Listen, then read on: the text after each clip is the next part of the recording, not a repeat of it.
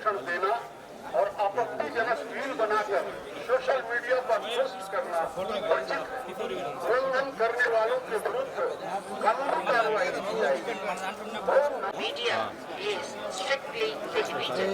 Legal action will be taken against the violators. ಓಂ ನಮೋ ವೆಂಕಟೇಶಾಯ. ತಿರುಮಲ ಕ್ಷೇತ್ರದಲ್ಲಿ ರಾಜಕೀಯ ಭಾಷಣ ಮಾಡುವುದು ಮತ್ತು ಆಕ್ಷೇಪಾರ್ಹ ರೀಲ್ಗಳು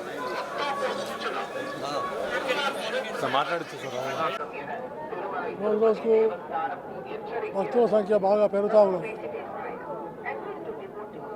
చాలామంది యువకులు, మహిళలు, అనేక మంది వివిధ ప్రాంతాల నుంచి వచ్చి భగవంతుని యొక్క దర్శనం కోసం విరాళాలు కూడా వెళ్తున్నారు.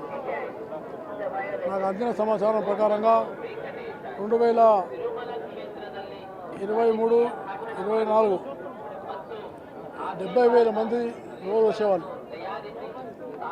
ఇప్పుడు 24, 25లో 73,000 సంఖ్య పెరిగింది. అలాగే ఇంకా 26లో 75కి వచ్చింది. కాబట్టి భక్తుల యొక్క సంఖ్య పెరుగుతూ ఉంది. అలాగే విరాళాలు కూడా బాగా మనస్ఫూర్తిగా ఇస్తున్నారు. విరాళాలు కూడా దాదాపు వాళ్ళు ఇచ్చినటువంటిది 2023-24లో 1,365 కోట్ల రూపాయలు వచ్చినాయి. 24-25లో 1,384 కోట్లు వచ్చినాయి.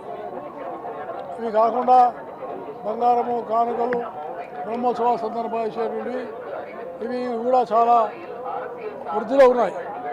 అవి రోజుకు 3,40,00,000 విలువైనటువంటి ఒక వస్తువులు ఇస్తున్నారు.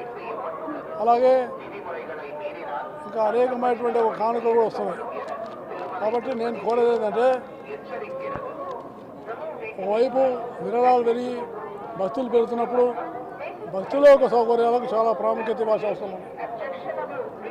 భక్తులు చాలా విధాలుగా ఏ రకమైనటువంటి బాధపడకుండా, వాళ్ళ మనసుకు ఏ రకమైన గాయాలు తగలకుండా వాళ్ళ మనోభావాలను రక్షించేటువంటి ప్రయత్నము తిరుమల తిరుపతి దేవస్థానం యొక్క బోర్డు చేయాల్సిన అవసరం ఎంతైనా ఉంది. అలాగే అన్ని మతస్థులు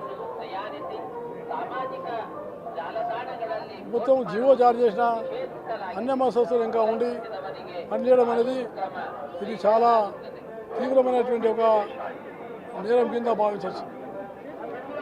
జీవో ఒకటి తీసిన తర్వాత దాన్ని తూచా తప్పకుండా అమలు చేయాలని నేను ప్రార్థిస్తూ ఉన్నాను.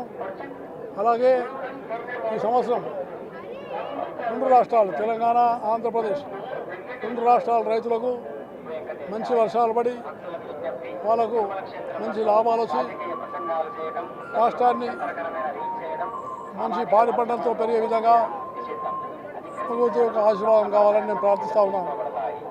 దాంతోపాటు చివరిగా ప్రధానమంత్రి నరేంద్ర మోడీ గారు ఏదైతే 2047లో వికసిత్ భారత్ లక్ష్యాన్ని ఆయన భారతదేశం ముందుంచిండో ఆయనకి ఇంకా మరింత శక్తినిచ్చి ఆయనకి ఇంకా వేగవంతంగా దీన్ని చేసేట్టు మనమందరం కూడా భారతీయులు ఆయనకు సహకరించాలని నేను మనసారా కోరుకుంటూ భగవంతుని ఒకటే ప్రార్థించిన 2047లో వికసిత్ భారత్ లక్ష్యం తొందరగా నెరవేరాలని మాత్రమే ప్రార్థించాను.